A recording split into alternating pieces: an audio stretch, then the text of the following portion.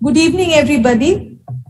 It's really an honor to be here at your international meeting. And I must thank Professor Yogesh Shastri for inviting me for this talk. What I'm going to talk about today is anti-inflammatory and immunomodulator therapies in IBD. Where are we right now? So IBD is now a global disease. If you see before 1960, then gradually 1980 to 2006, more and more colors, cases increasing. But today, you can see the entire Asia-Pacific region, there is an accelerated incidence. So IBD is now a global disease. We've come a long way with the treatment. If you think that IBD was recognized in 1780 and 1930 with Burrell Crohn's, we spent decades actually searching for a treatment. The historical origins of medical and surgical therapy, we tried everything. Intestinal extract as a cure, down to even electrocoagulation of the prefrontal lobe, just to get some relief from this disease. Induction of artificial fevers for ulcerative colitis. After that, steroids and mesalamines actually brought about changes. And sulfasalazine, interestingly, was discovered and reported in 1977 by Azad Khan, who is from Bangladesh, in this part of the world, a low-cost treatment option, but changed lives. And then came the azathioprine and methotrexate, the immunomodulators. For maintenance, what should we do? And in fact, George Hitchings and Ilion won the 1988 Nobel Prize because of this discovery. These actually changed the paradigm of treatment of IBD from primary symptom control to induction and maintenance of clinical remission, healing, reduction of hospitalization, surgery, overall costs. After that, today it is the era of biologics. And we need to understand that in this era of biologics, where do the mesalazines and the immunomodulators stand? Choosing the best therapy when there are choices. It's easy to say that biologics are the best, but we have to match efficacy together with safety and cost. And this holds true for all the drugs that we are going to discuss. So the focus today is on the anti-inflammatory and immunomodulators. Where are we right now? And I thought we'll just discuss it two headings. One is what is established. What do we already know and is established on these drugs? And next, what is changing? So first-line treatment has been aminosalicylates. Sulfasalazine was perhaps the old typewriter, but the mesalamines are the new Kindle pads, and they are the baseline for treatment. So for acute mild to moderate ulcerative colitis, first-line therapy should be combination oral and topical mesalazine. Numerous studies has definitely concluded. Established role in ulcerative proctitis. It is 5-ASA, which is better than even corticosteroids. So 5-ASA has a definite role for lower end disease. 5-ASA topical therapy is effective. Suppository is more appropriate than enemas for ulcerative proctitis. And rectal 5-ASA is superior to rectal steroids in distal ulcerative colitis. So this is established. Multiple studies have shown now that combined oral and rectal mesalazine induces more rapid cessation of rectal bleeding in pancolitis. So even if there is a pancolitis, the lower end rectal therapies are an important add-on because they are usually well tolerated and safe. Mesalamine side effects we should know about, but they are rare. And this includes paradoxical worsening of diarrhea. So if your patient comes back and says that I started this molecule and then my diarrhea worsened, believe, because it can cause. There can be pancreatitis, rarely skin allergies. There could be hair fall in some patients. Cumulative probability of colorectal cancer, 5-ASA has a chemopreventive effect. In fact, the ECHO statement says chemoprevention with 5-ASA compounds may reduce the incidence of CRC in ulcerative colitis patients and should be considered for all. So this is that we should continue 5-ASA, perhaps because it does have a chemopreventive effect. There have been recent meta-analysis and both have shown, I've just highlighted two over here, that chemoprevention with 5-ASA may be worth it. So why use 5-ASA in ulcerative colitis? It induces response in 50 to 75%, remission in 15 to 40%, strong safety profile, can have mucosal healing, and a chemopreventive protective effect against colorectal cancer. It is also important to remember that those who achieve mucosal healing with 5-ASA have lower rates of relapse as well as, of course, colectomy rates. For Crohn's disease, the story is different. Only modest efficacy for the treatment of active disease and maintenance of only mild to moderate Crohn's disease. Efficacy is modest. Sulfasalazine may be considered primarily, and even if you use sulfasalazine, may be considered reserving the more potent corticosteroids for patients failing sulfasalazine therapy. So for Crohn's, think sulfasalazine more than the mesalazines. Efficacy, of course, is modest.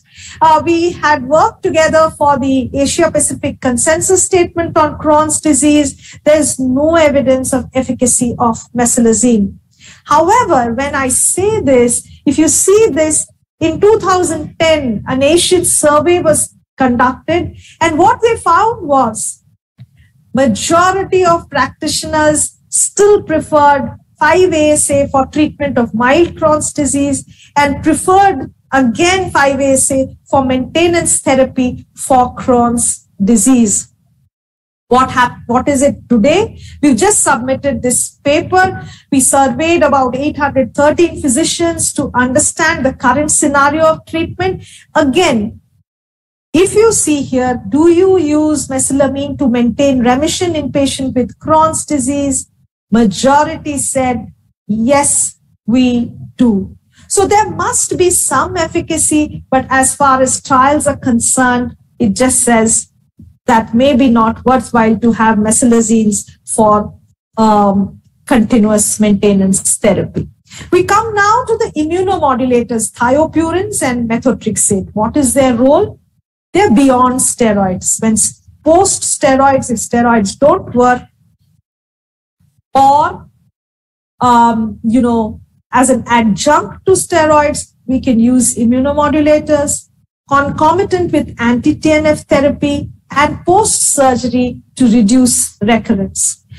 Again, these are old studies, but I just wanted to show what is established. Azathioprine can be used for corticosteroid withdrawal and maintenance of remission. You can see the difference if you add azathioprine compared to placebo. You can use it for prevention of post-operative recurrence. Numerous studies have shown that it does have an efficacy. It is a low-cost option. You can use it in combination with biologics because it reduces the immunogenicity. Infliximab plus azathioprine is superior to either alone in inducing steroid-free remission for moderately severe ulcerative colitis. So it is definitely a good drug to use with the anti-TNFs. Even if you see the study of step-up, top-down, early combined immunosuppression, it is definitely that patients in steroid-free remission beyond 52 weeks was significantly higher in combined immunosuppression. So azathioprine does have a role for this purpose. There is the yin and yang of concomitant immunomodulators. We know the good. Yes, all biologics are immunogenic, using antibodies at least to infliximab. They're associated with acute or delayed infusion reactions. Immunomodulator reduces this immunogenicity across all trials. All trials have shown that. But what are the cons? Yet, no difference in long-term responses to induction and maintenance therapy with the immunomodulators. It may increase the toxicity, a combined immunomodulation with high risks of infections and the risk of neoplasia. There are risks additionally, which we must remember associated with long-term use of immunomodulators. There are infectious complications, neoplasia rate, opportunistic infections, the rare but lethal hepatosplenic T-cell lymphoma. In general, we always worry about the other lymphomas because it is associated with a more than four-fold increase in risk of Epstein-Barr virus positive lymphoma and prior treatment of azathioprine. So we must know that it does increase. So if you are using azathioprine, you need to be concerned or take steps to look for development of lymphoma. Numerous studies have suggested the same. Risk of lymphoma in patients with ulcerative colitis treated with thiopurines, azathioprine versus non-azathioprine, there was a four-fold increase in the risk of lymphoma. But the good thing is discontinuing reduces the risk. The risk increases with time. There are gray zones in this area. How long should we use azathioprine? Even in the echo statements, there has been no recommendation because there's lack of a proper evidence. But 4 years has been considered as a reasonable time, after which there has to be a clear discussion with the family that or with the patient that the risks are a little increased, but maybe the risk of relapse is significantly more than that. So about the immunomodulators, to summarize, what is known now? In Crohn's disease, it can be used for maintenance of steroid-free remission, combination with biologics, and for post-surgical maintenance. Role may be there for perianal fistula, induction in mild to moderate inflammatory Crohn's disease or steroid refractory disease. For ulcerative colitis, it is a steroid-sparing agent, can be used for maintenance of remission, however, no role in induction therapy. Now, what is changing about these two drugs? Because this is the space that we must look at because it will impact our day-to-day clinical practice. One important study recently published is what with the availability of budesonide MMX and mesalamine. Which do we start first? What is the efficacy? It says that budesonide MMX and mesalamine had similar efficacy for induction of clinical and endoscopic remission. So again, we have to take a call on which do we use, and maybe a combination may not be needed. This is an evolving area, but definitely has some impact on our clinical practice. The second is mesalamine dose escalation. Should we wait for a relapse to happen? No. If we have biomarkers like fecal calprotectin, there have been some studies now, and I quote one over here, that increasing the dose of mesalamine just on the basis of high fecal calprotectin can actually reduce the fecal calprotectin levels. So I think with the advent of non-invasive biomarkers like fecal calprotectin, it may be worthwhile to taper or monitor your ulcerative colitis patients based on the fecal calprotectin level. The other thing, should we continue 5-ASA after we have initiated anti-TNFs or immunomodulators? This study published last year in APT says that 5-ASA remains commonly prescribed. But once an anti-TNF or immunomodulator is initiated, continuation of 5-ASA does not really add a major benefit. And therefore, it has cost values, so it may be considered. These are early studies, but have shown definitely that we can stop 5-ASA maybe when a lot of other drugs are being used. It can reduce, if not anything else, the pill burden for the patient. So these are the newer areas where things are working. Thiopurines in the Asian context, we must remember our IBD is different or may be different from the Western world. And there is the socioeconomic factor that we always worry about. We have found definitely that efficacy of azathioprine in Indian patients, a low dose works. A much lower dose than that has been used in the Western studies. Similar reports have come in from Korea and China as well, as you can see here. NUDT 15 is better for our patients for assessment or predicting the risk of leukopenia compared to TPMT, and we have published this in APNT a few years back. The role of azathioprine has always been doubted in major studies in gastroenterology and published in high-impact journals, that it is more effective. But even in those, if you read in between the lines, you will see it was more effective in preventing moderate to severe relapse. It actually reduced the risk of perianal surgery than in the conventional management. And for our part of the world, even these are important outcomes. And sometimes when the biologics are unaffordable, I think this is the best low-cost option, because IBD is a costly disease. And because of the great difference in cost between thiopurines and biologics, whatever the papers say, the use of thiopurines is likely to persist. Despite the risks, despite the side effects, it is the only available option for many. So the key takeaways today, mesalazines, 5-ASA is the first-line therapy with a greater role in UC than CD. Combination of oral and topical, better in inducing remission.